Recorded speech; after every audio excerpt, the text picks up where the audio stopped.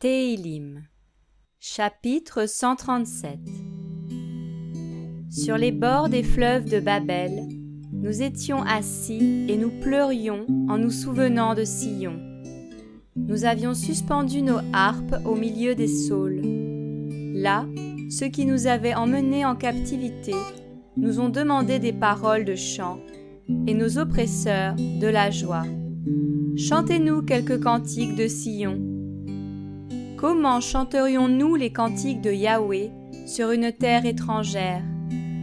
Si je t'oublie, Yerushalem, que ma droite s'oublie elle-même, que ma langue soit attachée à mon palais, si je ne me souviens pas de toi, si je ne fais pas de Yerushalem le sujet de ma réjouissance. Yahweh, souviens-toi des fils d'Édom, qui, au jour de Yerushalem, disaient « Rasez, rasez jusqu'à ses fondements. Fille de Babel, qui va être détruite, heureux celui qui te rend l'appareil de ce que tu nous as fait.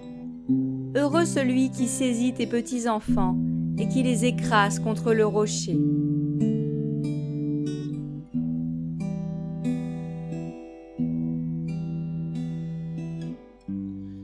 Téhilim, chapitre 138. De David. Je te célèbre de tout mon cœur, je te chante des louanges dans la présence d'Élohim. Je me prosterne dans le palais de ta sainteté et je célèbre ton nom à cause de ta bonté et de ta vérité, car tu as glorifié ta parole au-dessus de ton nom. Le jour où je t'ai invoqué, tu m'as exaucé, tu m'as rassuré, tu m'as fortifié d'une nouvelle force en mon âme. Yahweh, tous les rois de la terre te célèbrent quand ils entendent les paroles de ta bouche. Ils chantent les voix de Yahweh, car la gloire de Yahweh est grande, car Yahweh est haut élevé. Il voit les humbles et il reconnaît de loin les orgueilleux. Quand je marche au milieu de l'adversité, tu me rends la vie. Tu avances ta main contre la colère de mes ennemis, et ta droite me délivre. Yahweh achèvera ce qui me concerne. Yahweh, ta bonté demeure toujours. Tu n'abandonnes pas l'œuvre de tes mains.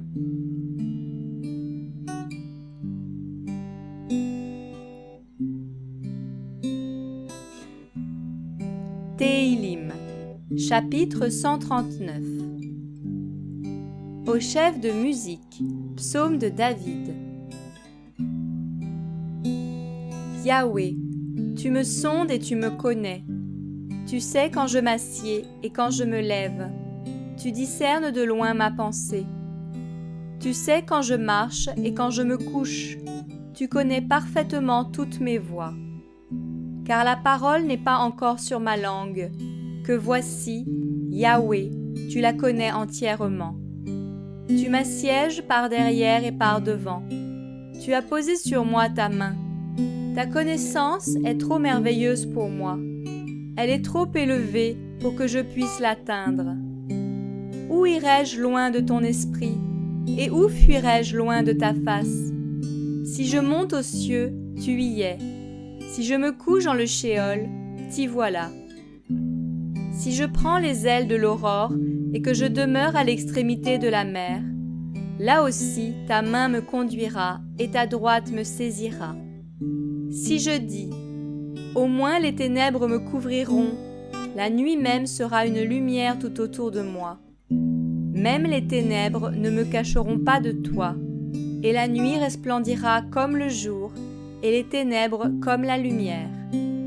Tu as créé mes reins, tu me couvres dans le sein de ma mère. Je te loue de ce que j'ai été fait d'une si étrange et si admirable manière. Tes œuvres sont merveilleuses, et mon âme le reconnaît très bien. Mon corps n'était pas caché devant toi, lorsque j'ai été fait dans un lieu secret et brodé dans les parties inférieures de la terre. Tes yeux me voyaient quand je n'étais qu'un embryon, et sur ton livre étaient inscrits tous les jours qui m'étaient destinés.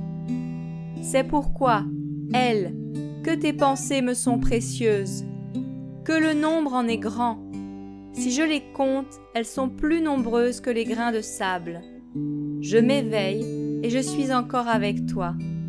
Éloa, ne tueras-tu pas le méchant? C'est pourquoi, hommes sanguinaires, retirez-vous loin de moi, car ils ont parlé de toi en pensant à quelque méchanceté. Ils ont élevé tes ennemis en mentant.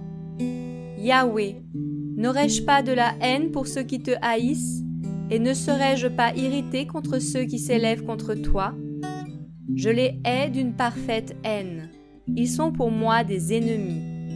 Elles, sonde-moi et considère mon cœur. Éprouve-moi et considère mes discours.